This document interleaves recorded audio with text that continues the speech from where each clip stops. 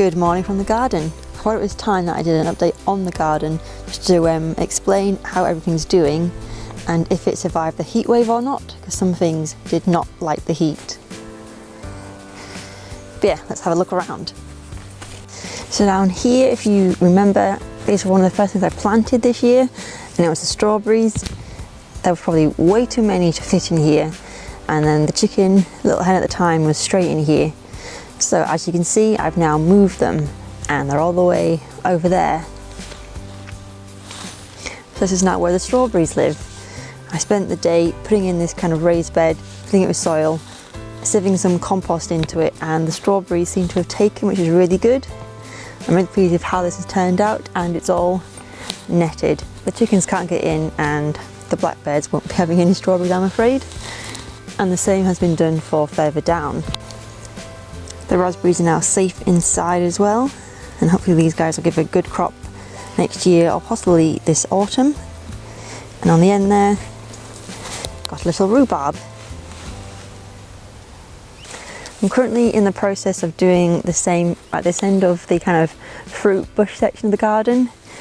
Yeah, unfortunately these guys were not netted over the summer, and even though they did produce a lot of flowers and I did see a lot of gooseberries and red currants on them, the birds just got there first.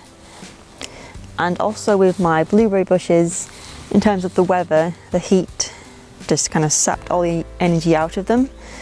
Thankfully, I've been more on top of the watering, and I've been putting more acidic, I have some ericaceous soil, and I've been using coffee grounds to try and make the soil more acidic, and they've come back. And I'm just in the process of filling this with more soil and more compost, so that's on my to-do list. But yeah, I'm quite pleased with these kind of fruit bush corners, and hopefully they'll make a big difference come next year's harvest. Over here we have an assortment of vegetables. So my salad leaves were here, but they grew too old and started to bolt. I've kept 2 in, so I'm going to harvest the seeds from those. In the middle here I planted some wild rocket. My local plant nursery was giving them away for 50p, so I thought I would give them a go. There is a random tomato plant. I got a bit experimental and decided to plant them outside because the polytunnel at one point was getting ridiculously hot, and these tomatoes seem to be a lot happier outside. On the end there we've got some leeks. So this winter hoping for a lot of leek and potato soup. But yeah, they're doing really well. They've all taken, which is great. And in the middle here you have some little spring onions. These are the variety, I think, Ishikura, the Japanese spring onions. I'm quite excited for those. And yeah, as you can see, my sweet corn is going for it. Yeah, this sweet corn is a mixture of just regular sweet corn, like the yellow kind, and popcorn, which we found out has a really tough skin, which is mainly used for literally making popcorn. We've been experimenting with the popcorn variety, but with the yellow sweet corn, we've been having a lot of corn on the cob, which tastes amazing. We've been boiling it and then baking it in the oven. I think next time we're going to have barbecue and we'll wrap some in tin foil and have some that way. I do also have some little baby sweet corn here. We haven't produced any sweet corn yet, but I guess it's still early days. But yeah, I am super happy with how the sweet corn is progressing and how far it's come along. But something that does not like the hot weather has been the peas. So yeah, as you can see, the peas literally bit the dust. I did not keep on top of the watering of them, and they are fried in the sun. I'm looking into what I probably will end up doing is keeping them dried, and we'll preserve them that way. These peas do not like the heat, or I've learnt, and yeah, doing further research into them, the ground used to be moist, which it wasn't. From next year, I think with the peas, I'll definitely keep on top of the watering, and also I think I will sow them direct. My sister and I planted these out from little seedlings, and they did not really enjoy the transplanting process. So yeah, I think next year, plant direct, and yeah, make sure they have water. So this bed has probably changed a lot since you last saw it. If you think the last time I showed this part of this raised bed, this section was full of spinach and this end section was full of garlic. The spinach ran over, so I removed it all, and I've kept this one just so I can harvest the seeds for next year. The garlic, on the other hand, started to disappear one by one, literally. I think one week I had a lot of garlic and the next week it was just gone. I wasn't sure if it was just dying or if a pest had got in there. And I kind of think it was maybe to do with the magpies getting in. So unfortunately, that batch of garlic has died. I have started another batch because we had some garlic in the drawer in the kitchen that started to create the green shoots, so I planted those up and fingers crossed we might have a little crop of garlic. But for now, what we have here, more spring onions, so I sowed more and these guys have been netted over. On my to-do list today is to make a frame. Now these are getting a lot taller, so I just put this net over to protect them from the local magpies, but I will make some kind of frame just to give them more room. In this section we have some more tomatoes which I moved outside just because I think they were just too hot in the polytunnel, and they seem to be doing a lot better now. And there's also some eggplants or aubergines. There's one little aubergine there which is getting a few nibbles, so I might extend this netting. But yeah, these guys are doing really well, starting to flower, and hopefully we might have some aubergines come the end of the summer. And here we have all the beetroot. I have been harvesting this every so often just so you can have fresh beetroot, and also I've been preserving some of the larger ones. So it's been fun learning how to preserve, and we've got a couple of jars already of beetroot which will keep us going throughout the winter. And on the end of this raised bed we have some carrots, weeds and onions. They're nearly ready to be harvested, so I'm looking forward to having some fresh onions. I'm planting some of the heads, so I'm looking forward to some of those. And yeah, the carrots are doing really well. I may leave one of them in to go to seed. Like this one's going to seed. Yeah, we've been harvesting these every so often, so I will harvest some more today for you guys to see. But yeah, I'm pleased with the carrots and I'm pleased with the onions. They're both doing really well, which is great. The brassicas are doing really well. This netting has been a game changer in terms of preventing cabbage whites. We did have a few problems with aphids in the beginning, but then once the ladybirds turned up, it was game over for them. In here we've got sprouts, cabbages, kale and broccoli. We've harvested some of the broccoli already. We've been taking the kale. I look forward to having some of the sprouts, and we've got some winter broccoli in here as well. I'm really pleased with how this is all turning out. Yeah, the potatoes were another plant which does not like the heat, but we will uproot some later and see just how the potatoes are doing. We've already pulled up quite a few, which was great. It was lovely to have fresh, homegrown potatoes.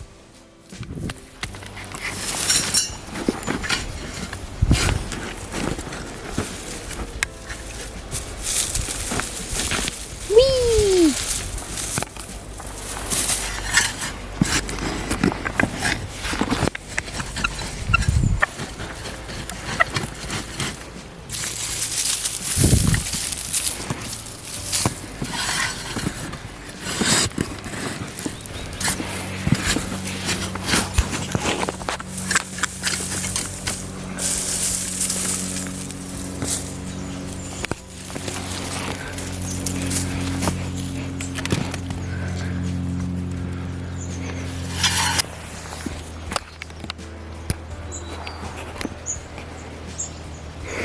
Next to the potatoes is the squash.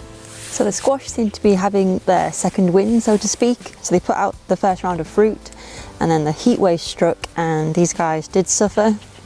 Thankfully they've bounced back and they've started producing more fruit. So I thought it was super early for these. I think this is Japanese style squash. These were ripening really quick. And they started to produce some more, which is great. And we have these are long pie squash. We have some of those going on, so these will be really exciting to harvest. And we have some more to look at over here.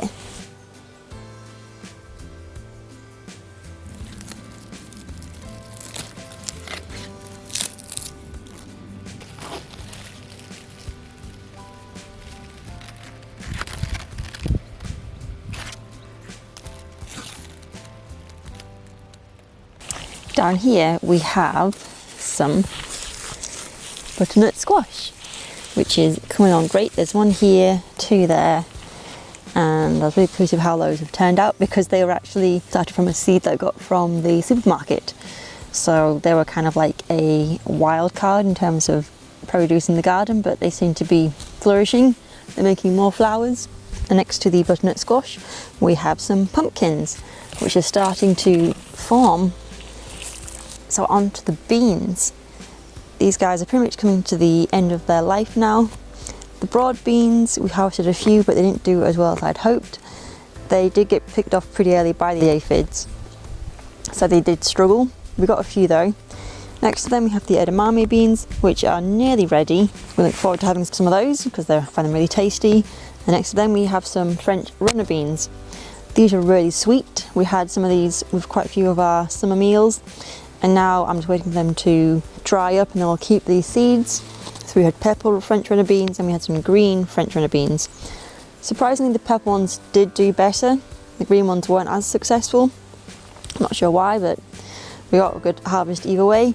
And on the end there we have some runner beans, which are flowering, which looks really pretty, and it's adding some more colour to the garden. We've been harvesting some of those, and yeah, I will probably dry some of those out over winter. Next to them we had a surprised flower. I'm not sure what this is, but I decided to keep it going. But this was quite a mysterious flower in the garden.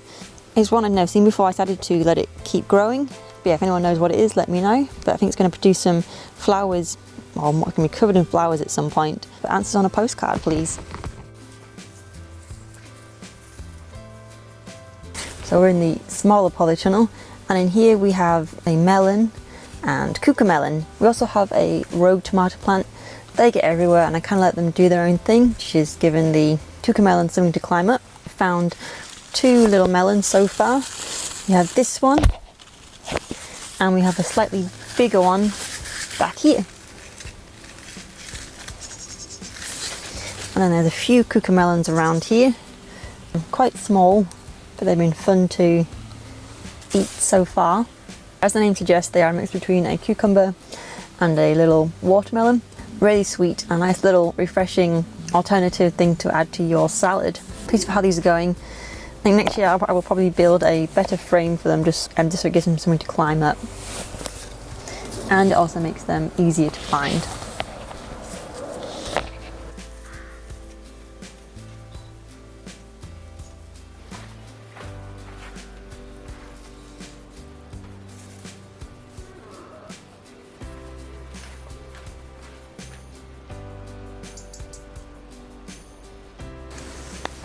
I have been having a few peaches already. These ones aren't quite ready yet, but it has been quite exciting to grow a peach tree and harvest the peaches and eat straight from the tree. So that's been great. In this tangle of mess down here, we have lots of tomatoes growing. Yeah, one of the things I will definitely be doing next year is learning about the finer details of growing tomatoes. I like the basics of pruning them this year, like basically pruning the bottom, making sure that those leaves don't get wet and pinching out. Next summer I'll definitely be learning a lot more about how to look after tomatoes. In this half of the polytunnel we do have a lot of chilies. A lot of chilies. I did harvest some yesterday and I preserved them. I diced them all and put them in some brine and gave them a hot water bath, so hopefully they will keep over winter. And they'll be for Max to eat because I am not a fan of spicy food, but I have enjoyed growing the chilies. A few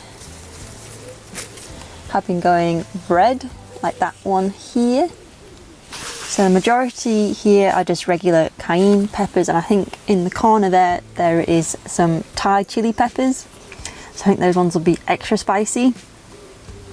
But these guys have loved the hot weather. These have just flourished. I've never grown chilies, but this feels like a lot of chilies. I don't know how many chilies you're meant to have per plant, but yeah, they've been doing really well. And in the corner there we have another eggplant. It's making flowers, but no aubergines yet. Here we have some pepper plants. We've been getting a few peppers already. Some have been starting to change colour, which is great. And we've been having peppers with our meals. And what I'd love to do would be to roast some and keep them in sunflower oil, because we enjoy those from Aldi. I think it's like £1.79 for a little jar of roasted peppers in sunflower oil, I think that's quite expensive, so if we can grow enough to preserve for winter, that'd be amazing.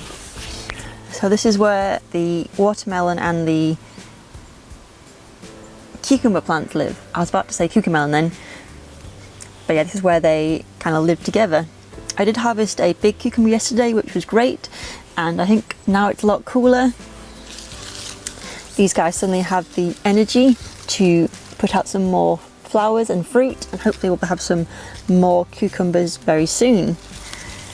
So now it's time for the watermelon. So this is how the watermelon looks on its good side, but then when I picked it up the other day I noticed it looked like this, which is not what you want for a watermelon. I'm going to take it off and we will cut it open and see what it looks like. But as you can see, it's not a happy watermelon.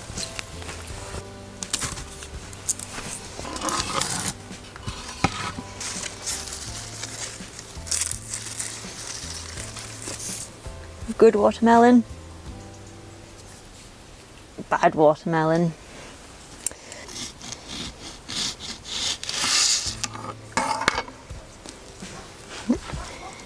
Juicy.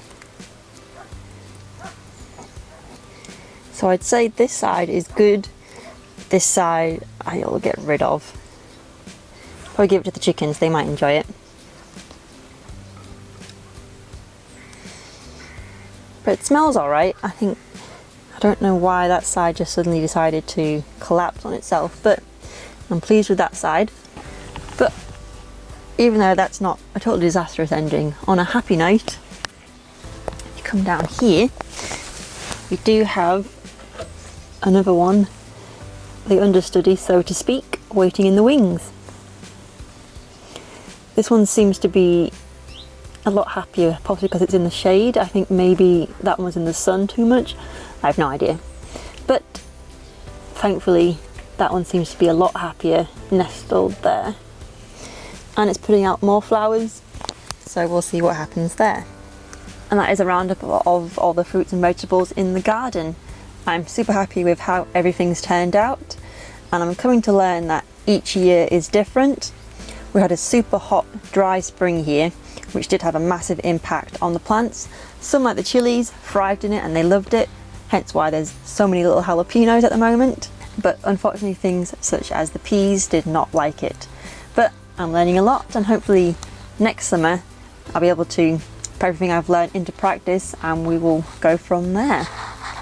Either way, I'm really enjoying growing vegetables, and Max and I have saved a lot when we go food shopping now, which is amazing. And it's great to be able to preserve stuff over winter. I hope you've enjoyed this video. Thank you for watching, and I'll see you in the next one. But yeah, take care guys. That's juicy.